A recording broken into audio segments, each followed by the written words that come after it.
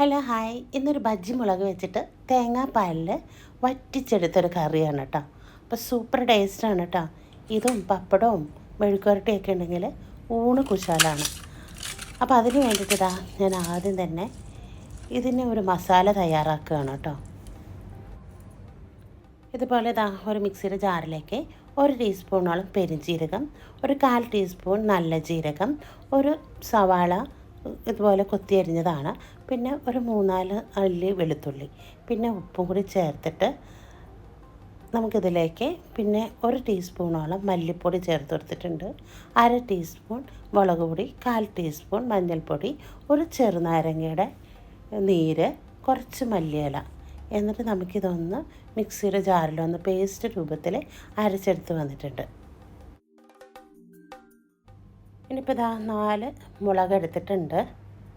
എന്നിട്ട് നമുക്കിതാ ഇതുപോലെ ഒരു കത്തി വെച്ചിട്ട് നടുക്കേ കൂടി ഒന്ന് കീറിക്കൊടുക്കാം.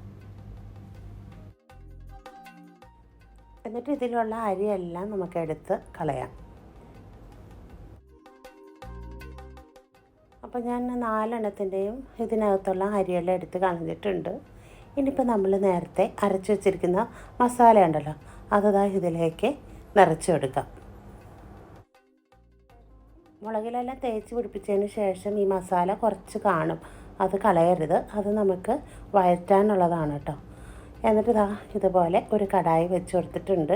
അതിലേക്ക് ഒരല്പം വെളിച്ചെണ്ണ ഒഴിച്ചെടുക്കാം. പിന്നെ നമ്മുടെ ഈ മുളകൊക്കെ ഒന്ന് ഫ്രൈ ആക്കിയെടുക്കാം.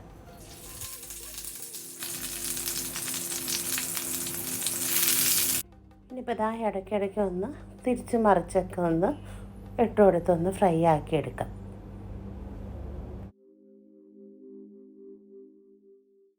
അപ്പോൾ നമ്മുടെ മുളകൊക്കെ നന്നായിട്ട് ഫ്രൈ ആയി വന്നിട്ടുണ്ട് കേട്ടോ.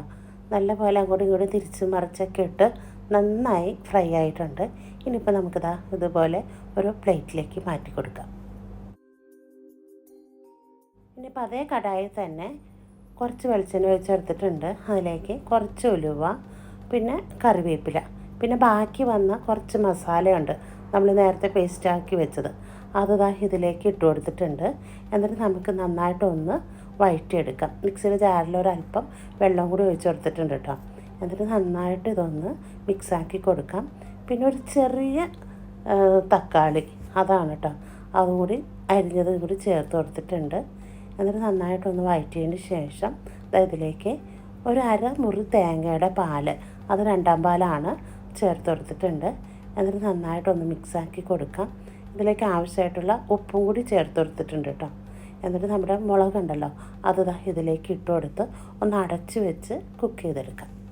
5 മിനിറ്റ് കഴിഞ്ഞിട്ട് തുറന്ന് നോക്കി കേട്ടോ. അപ്പോൾ നമ്മുടെ തേങ്ങാപ്പാലൊക്കെ ഒന്ന് വറ്റി അടിപൊളിയായിട്ട് വന്നിട്ടുണ്ട്. അപ്പോൾ ഞാൻ നേരത്തെ ചേർത്ത മസാല ഉണ്ടല്ലോ, അപ്പോൾ മുളകിൽ തേച്ച് പിടിപ്പിച്ചിട്ട് കുറച്ച് കാണും, അതെടുത്ത് വെച്ചേക്കണം കേട്ടോ. അതാണ് നമ്മൾ നേരത്തെ വഴറ്റിയത് തന്നെ. പിന്നെ നമ്മുടെ തലപ്പാലും കൂടി ഒഴിച്ച് സെറ്റായിട്ടുണ്ട് കേട്ടോ നമ്മുടെ കറി. അടിപൊളി ടേസ്റ്റാണ് കേട്ടോ.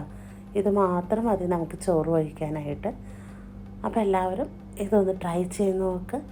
നല്ലൊരു വീഡിയോ ആയിട്ട് വരുന്നത് വരെ എല്ലാവർക്കും ബൈ.